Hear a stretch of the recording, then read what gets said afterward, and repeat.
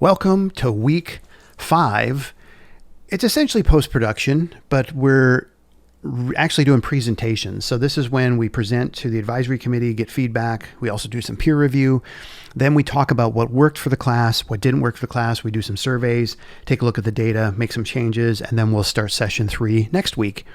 So what's happening this week? Well, you can see on screen here, we're going to be doing team postmortem. We're also going to do a class postmortem. Postmortem simply means looking at what didn't work, what did work, how to make changes to our process so we can go into session 3 smarter, better prepared, etc. We're going to do a survey on that stuff. We're going to do conversations in class. So we have a 1-point assignment due on Thursday, a 1-point assignment due on on Friday. And both of these are done in class. Very simple to do. If you're present, that's fine. The one on Friday is a Google form that you fill out. On Thursday, we'll be doing paper-based activities in class. We have a guest speaker in game design from a university. On Wednesday, we will have a follow-up speaker, Grayson, who will be coming into film classes on Wednesday to give feedback on what she saw on Tuesday. On Tuesday, we're presenting to the advisory committee. And on Monday, we are fine-tuning our presentations, doing a bit of peer review, and so on and so forth. Also, you will be getting back, if you're in the film classes, one of these with feedback on how well you scored on the assignment, both on the blog post and on the video itself. One common thing is people did not really justify the choices for which Kuleshov, Eisenstein, or Tarkovsky. They just stated it. So if you look here, it was harder to score well if it wasn't kind of explicitly somewhere, either in the video, in the black slate at the beginning of it, which that's not the best place for it. It's really in the blog. So if you put in your blog why you did what you did and how it was exhibited in the film, that would be great if you didn't score as well on that.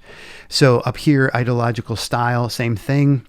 The video has to show an attempt at that. Obviously, if you do better, you get score up higher here. So that's something. So just make sure you have all the content in there, read this, make changes to the blog. Then you're going to hand this back to me.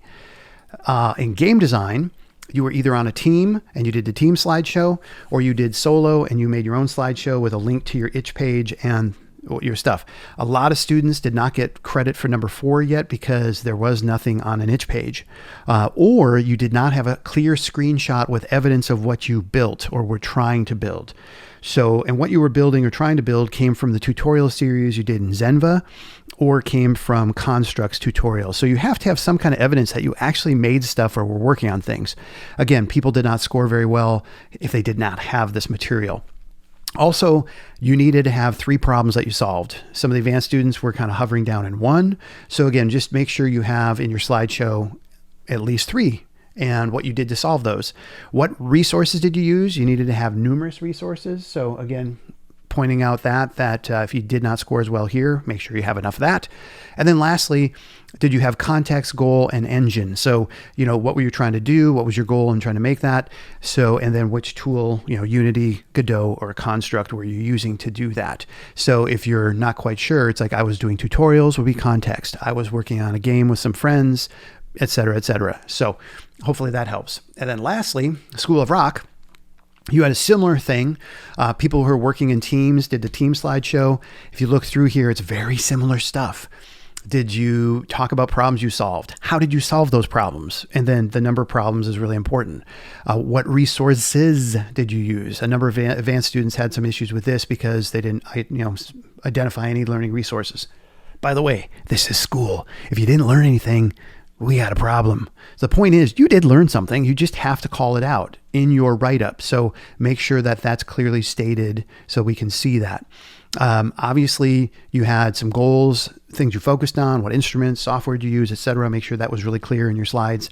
And also, we need the creation. So a number of people still did not have either visual evidence, screenshots or materials of stuff, or an audio file. So again, read the comments on the sheet, and then you'll make those corrections and hand those back. Now, if these corrections are not done before the official presentations, that's fine. You can still get full credit for this, but you have 2 weeks to finish this stuff and make it up and get it to me. That's this coming week and the week after. So just a reminder of that. That is in the syllabus. You get 2 weeks after the due date to come in before school or after school to fix things. Remember, you have to do this before or after school, mostly because we're moving on to other things. And so again, you can come in most days before and after school. Just prearrange that with me so that the room is available, because often days it's not. I'm at a staff meeting or have something else going on in the morning. I want to make sure that you know that I'll be there so you can come in and work on your stuff. Woof. Wow, that was a lot. Okay, it's going to be a good week. We're wrapping everything up. Have a good day.